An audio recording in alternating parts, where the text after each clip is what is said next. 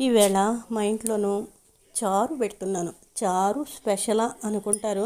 కాకపోతే కొంచెం రంపగా ఉన్నప్పుడు ఇలా చారు ధనియాలు రసం వండోయ్, ధనియాలు, మిరియాలు, జీలకర్ర శుభ్రంగా కొట్టేసుకొని రసం పెట్టినప్పుడు ఈ రసంలో మనం చారు పౌడర్ అని వేరే కొంటూ ఉంటాను, రసం పౌడర్ అని. వాటన్నిటికన్నా కూడా ఇది బెస్ట్ అండి, మన ఇంట్లో ప్రిపేర్ చేసుకున్నది.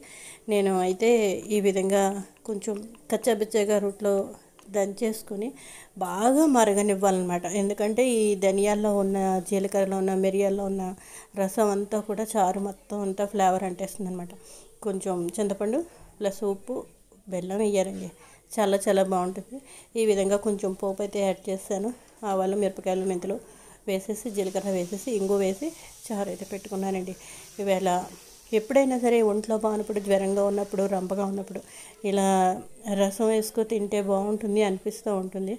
నేను పెట్టింది ఇది పెద్ద గ్రేట్ అని కాదు, ఒంట్లో బాగున్నప్పుడు ఇలాంటివి తింటే మంచిది అనిపిస్తుంది.